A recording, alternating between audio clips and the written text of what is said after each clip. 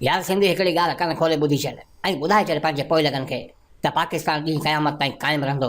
अभी केॾा बि ज़ोर ॾियो पर कुझु कोन थींदो। ॿ मायूं बलोचनि जूं रोडनि ते छा निकितियूं, असां वारा कामरेड झली कोन था ॾियनि। माठ करे वञी गुज़र कयो। अदा पोइ मूं कॾहिं चयो त बलोच औरतूं पाकिस्तान टोड़ण निकितियूं आहिनि।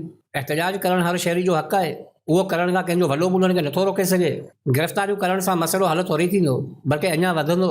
हाणे इन जो रिएक्शन छा थो निकिरे इहो बि ॾिसी वठिजे। बाक़ी तो वारे भटारे मुल्क जा लक्षण ॾिसी लॻे नथो त हीउ ॾहाको बि ख़ैर सां कढे। हा, तुंहिंजे चवण सां छा थो थिए? तूं को वली आहीं छा? न आउं को वली न आहियां, पर तो जहिड़ो बेगरत बि न आहियां जेको मज़लूम जो साथ ॾियण बजाए ज़ालम जी तरफ़दारी करे बहस पियो करे। इहा चापलूसी कंदे कंदे हिते कई खान खपी विया। ईदनि ते को जोड़ो कपिड़नि जो या चांहि जी अदली खां सवाइ ॿियो कुझु नसीब ई कोन थियो।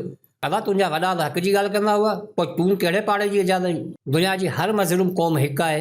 इस्लामाबाद जे रोडनि ते बलोच न्याणियुनि मथां रियासती जिबर ऐं तशदुद बलोच न्याणियुनि मथां न आहे, बल्कि ईअं सम्झंदी इहो असांजे न्याणियुनि मथां आहे। पर तव्हांखे गैरत किथां ईंदी जेकी इनकम सपोर्ट जी किस्त वठण लाइ मायुनि खे रशके ते रवानो करे पाण पिंगे में वेही वापसी जो इंतज़ारु कनि था?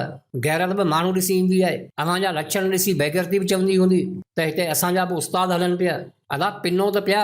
अञा जॾहिं मस्जिदनि ते दर ते अची वेंदा न पोइ ख़बर पवंदी त कमाए खाइण ऐं पिनी खाइण में कहिड़ो फ़र्क़ु आहे। अड़े वाठा तोखे कहिड़ी ख़बर त रियासतूं फनागी थींदियूं आहिनि। दुनिया जे तमामु बग़ावतनि ऐं इनकलाबनि जे साम्हूं हिन दुनिया जूं ताक़तवर रियासतूं बीठल हुयूं, पर जॾहिं अवाम उथी त वॾा वॾा बादशाह रस्तनि ते डोड़ंदे नज़र आया। ऐं हीअ जेकी तूं पुरअमन एहतजाजनि खे बग़ावत जो नालो ॾियो वेठो आहीं, पंहिंजी सोच खे सही कर।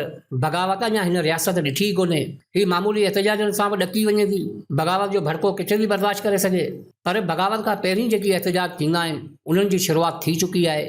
हाणे जेतिरो तशदुद थींदो, गिरफ़्तारियूं थींदियूं, माण्हुनि में ख़ौफ़ जूं लहरूं कमज़ोर थींदियूं ऐं दिलनि में नफ़रतनि जूं बाज़ारूं गरम थींदियूं।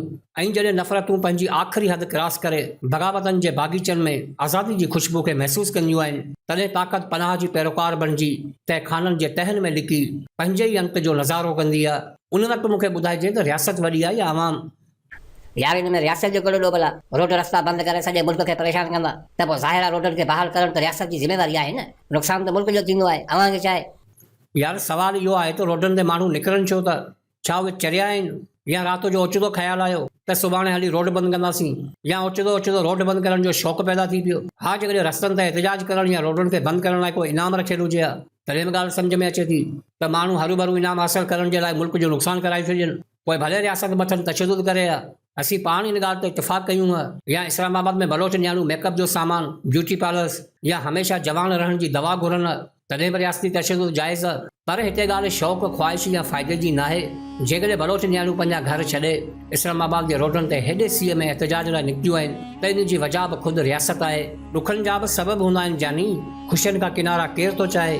इहा ॻाल्हि तोखे सम्झ में तॾहिं ईंदी जॾहिं वॾेरे जी उताकदाऊं थी माण्हुनि जे दिलनि में ॾिसंदे। हिते हर शख़्स हज़ार ॾुखनि जी मालिकी कंदो हले।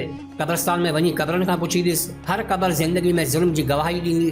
कंहिंजा बचा क़तल कया विया त कंहिंजी ज़मीन खे हथायो वियो, कंहिंजे घरनि खे बाहि ॾिनी वई त कंहिंजे इज़तनि खे लताड़ियो वियो। हिते ज़िंदगी गुज़ारणु बार बार मरण बराबरि आहे। वक़्त जी वेहड़ में असीं उहे हारायल सिपाही आहियूं जेकी सिर्फ़ु इन करे ज़िंदा आहियूं जी ज़ख़्मनि खे महसूसु करे सघूं। असांजी ज़िंदगी जो अज़ालो असांजा मक़सद पूरा कनि पिया। असां साह जे सदके सुखनि खे अलविदा चई छॾियो आहे। गैरत खे नीलाम करे ज़िलतनि जा क़ैदी बणिया आहियूं। अहसास मरी विया आहिनि, जज़्बा दफ़न थी चुका आहिनि। हाणे हिन धरती मर्द पैदा करण ई छॾे ॾिना आहिनि। असां त सिर्फ़ु मर्दनि जा नाला रखिया आहिनि। अॼु का बि तहरीक, का बि जदोजहद अहिड़ी नज़र नथी अचे जेका असांजे महरूमनि जो हिसाब करे। अलमियत इहो आहे त को बि लीडर झोपड़ी में नथो रहे ऐं बुख जी बदबू बंगलनि जे दीवारनि खे पार नथी करे सघे। इन करे अमीरनि खे कहिड़ी ख़बर त ग़रीब जो घर कींदो हले। आलीशान असेंबलियुनि जे कुर्सियुनि ते टेक ॾेई वेहण सां रोडनि ते सरापा एहतजाज न्याणियुनि जे दर्दनि खे सम्झणु बिल्कुलु ईअं आहे जी शादी में मोड़ ॿधी निकाह लाइ फाके पढ़णु। छाजो कानून, छाजो आइन?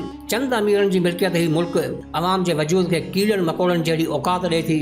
यादि रखो त अमीर सिर्फ़ु अमीर जो हूंदो आहे, गुरबत जे पाछे खां उन्हनि खे नफ़रत हूंदी आहे। तॾहिं त पंजाब में मरियम नवाज़ जी गिरफ़्तारी जो वारंट निकिरे थो ऐं रड़ियूं बिलावल जे वात मां निकिरनि थियूं। पर जॾहिं असांजे न्याणियुनि जी तज़लील थिए थी, उन्हनि खे रस्तनि ते घेरियो वञे थो, तॾहिं न गैरत अचे थी न वरी रड़ियूं ॿुधण में अचनि थियूं। हीउ अमीरनि जो मुल्क आहे। जेकॾहिं ग़लती सां असीं पैदा थी पियासीं त हाणे सम्झ में इहो नथो अचे त ॾोह कंहिंखे ॾियूं। ॻोठ जा वॾेरा चवनि था असांजी ग़ुलामी कयो, बिरादरनि जा सरदार चवनि था त असांजी ताबेदारी कयो।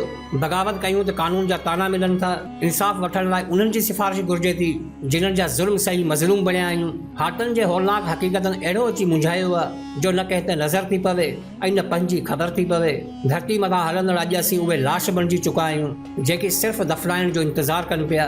दुखनि जे ॾोरापन में ज़िंदगी जो वजूद अहिड़ो थी वियो आहे ॼण कंहिं पहुतल बुज़ुर्ग जा पिटियल हुजूं।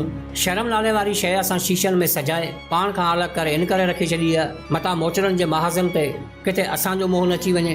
यादि रखो त असां क़ौमी जंग न पिया विढ़ूं बल्कि तब्क़ाती वेहड़ में सिर्फ़ु पंहिंजी बिरादरी जी बचाव कयूं पिया। हिते केरु कंहिंजो नाहे, सभु मफ़ादनि जूं महफ़िलूं सजाए अनाज अयाशनि में गर्क आहिनि। इहो ई सबबु आहे जो हिते लुड़कनि जी पुछा नथी थिए, दाह जी दाद नथी थिए, ज़ुल्म जो हिसाबु नथो थिए ऐं मज़लूम सां इंसाफ़ नथो थिए।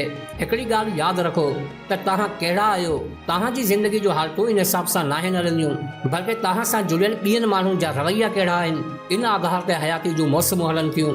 अमन जा हामी सभु आहियूं पर इन हक़ीक़त खां बि इनकारी न आहियूं त बका जी वेहड़ गद्दारी नाहे छो त जंगूं शौक़ मां नाहिनि थींदियूं।